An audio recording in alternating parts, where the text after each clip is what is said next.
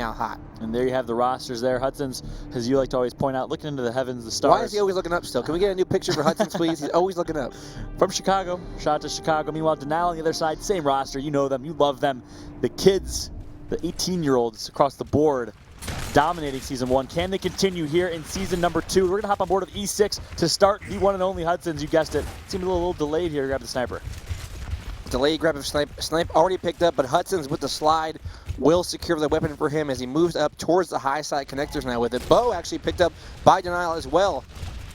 Mental with their own rifle, going to take a shot, not going to connect there. Back over to Hudson's. We're watching the sniper battle take place as mid-bridge is taken over by E6 now. And, you know, on the topic of Mental as well, you got to say, is this number 1 versus number 2 in snipers in the game? You know, in my opinion, Mental was the best sniper at the Season 1 finals. You saw him ripping heads with that thing and playing very, very well with it. That is true. That is true. I think he performed. Cells is up there too.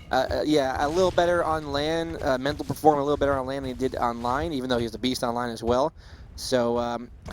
Funny to say that. Everyone thought it'd be the exact opposite, you know, for Denial. That was hard to say. It's hard to rank players based on numbers right now. I mean, other than who's number 1, it's hard to get that 2 and 3 in there. You know what I mean?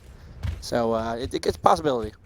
Yep, so here you have it. The same situation we saw earlier in the Pro League. One team grabbed bow and power weapons. The other team grabbed mid-bridge control. And as a result, you see this. Affinity, does it go back one? Does Affinity have a sniper already? Make it one more. Nope, he has Lancer. So next round of snipers will be spawning very soon. We'll see who picks them up for their respective teams. Your predictions. Who's going to pick up snipers? I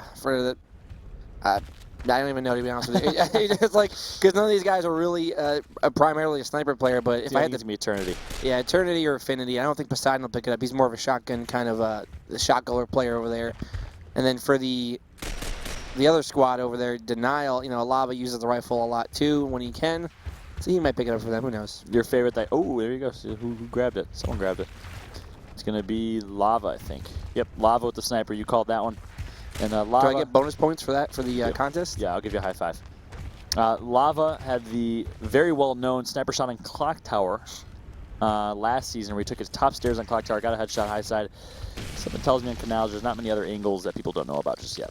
If there is one, we'll find it, though. I'm going to stay on board. I'm going to try to get the best I can with Hudson's or Lava or one of those guys with the sniper because, you know, once the round starts breaking down, they're going to come out and pop ahead, and I don't want to miss it. That's a good point.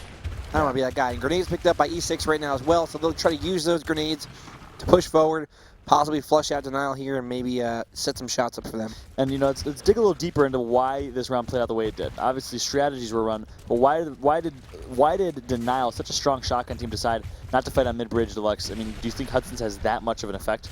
I think he does. I mean, personally, maybe not other snipers, but him personally, from what he's done, his history on this map, and from Season 1, yeah, I would be a little scared to go in with that out there too, you know?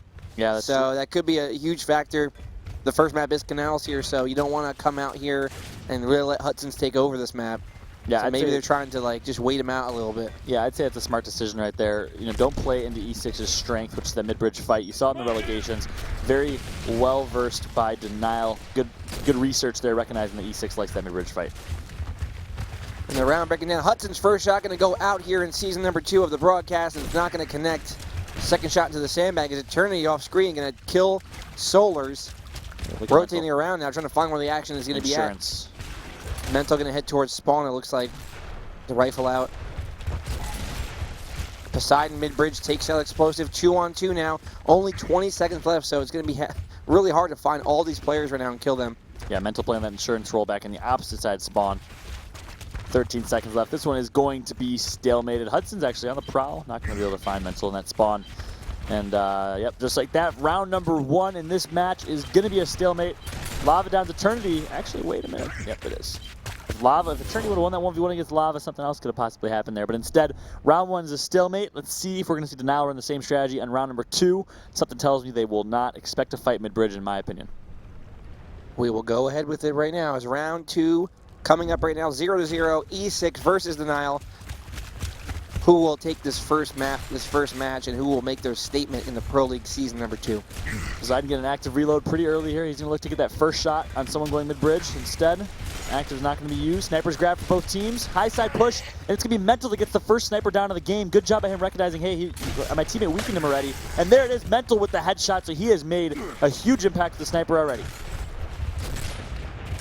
Hudson's now, he has to answer with some sniper shots of his own. In a corner, though, getting rifle shot at him, and the grenade's not going to help either. Hudson's in a 4v1 now, not the spot he wants to be in, and like you said, Denial making plays mid-bridge there, Mental with the sniper shot, and that is a round for Denial, 4-0. Yeah, one body shot from Mental, recognizing that he was weak, entering mid-bridge. One headshot right after that. Mental making some plays already. Explosives, who never, ever, for some reason, ever gets credit or is talked about in the same... Affinity. Affinity not moving here, and as we do so often, the player who gets that clutch kill there, that headshot, Mental, we're going to go on board with him as he will be against Hudson's once again. Affinity not moving. We're not quite sure what's going on with him right now. Hopefully his connection is not messed up, though, and we can continue this match. Yeah, very unfortunate to see here. And it looks like, let's see, I think E6 recognizes that Affinity is gone. He's a very slow talker, so they probably didn't even notice because he doesn't talk too much. No, I'm just kidding. So Affinity and Spawn here. Eternity is still playing. It looks like Hudson's with the sniper. They might be playing it. There you go. And there you have it. It's official. Affinity is also going to lag out here as well. Very sad. It's an unfortunate turn of events here. You know, we don't have really answers for these kind of things right now. All we know is these players are having connection issues tonight. Yep. And we apologize for the delays and the inconvenience of it. And, you know, these players and ourselves and everybody watching the stream, we don't want this. It's just something that's happened today, and going forward, we'll do our best to maintain it. But we have Hudson's here again with the rifle, so he can always make something happen for us. So, well, some fun. A bunch of people that are hanging out in one spot. They all went to get a Coke. Mental with the rifle on their bridge. Lava again, the bow for Solars. And let's talk a little bit about Solars, man. I know you got a lot to say. I do, of course, as well. This was a guy coming in so great online. Denial the whole season, 13-1 with Solars. And then he came to LAN. And everybody thought, man, maybe Solars will show up as not a great LAN player. Maybe, you know, like the thing we used to have back during Gears of War is that if you played online and you were really good, when you came to LAN, it didn't necessarily transition over. So Solars came to our finals. Not only did he perform well on LAN, he performed, you could say, him and Mental, the top 2 performances of the LAN of the entire tournament. So I want to say hats off to Solars. And, you know, I mean, what do you think about his performance? It says so much about him as an individual, him under pressure. I mean, to come in here for, I remember my first event. I was so ridiculously nervous. Granted, I was 13 years old, but still, I mean, wow. the amount of butterflies and how nervous you are, it cannot be understated. And the thing is, you heard Praise say it in his interview. Everyone feels those nerves. Even Praise, even Solars, they feel the nerves, but it's just a matter of learning how to perform and how to execute while having those nerves and while being that anxious. Yeah, and there's so many factors involved, not only just the gameplay, but you have like the noise around you, the crowd, you know, maybe your headset you're wearing at the tournament isn't the headset you normally wear, the controller might be, who knows, like there's so many factors that come into the match, and Solars really took all those factors and showed he's here to play, he's here to stay, and he's a big part of this team. On the other side over here, Lava, right? Lava, his teammate, we know he's at college now, I believe. He is. And he's playing from college, on a connection from college, and he's still doing very well. So hats off to him as well. That's a big difference we didn't talk much about. But looks like guys got the official confirmation. These teams both agreed to stalemate, which is kind of the staple, the courtesy staple in Gears of War. If someone lags out, sportsmanship is typically shown among pro players. So I'm glad we're at least seeing that. You know, we don't want disconnects here, but I'm glad these teams are understanding each other, having connection issues. Yeah. So Affinity lags out. He's going to be working to get his connection fixed as well here, and it's going to. We're going to wait until that happens to continue or resume play. Denial up 1-0 right now. 1 round to 0. Denial. What's going to happen from here on out? We don't know. We don't know. We'll find out for sure. Denial looked pretty good, though. Denial looked pretty good in that one round. First round, stalemate. Yeah, that's true. Evenly matched, with that second round, they came out strong. That's true. And that's a big storyline, too. We forgot to even talk about that. Lava back in college has a roommate. Can't stay up communicating, you know, things are different. Connections a little bit worse.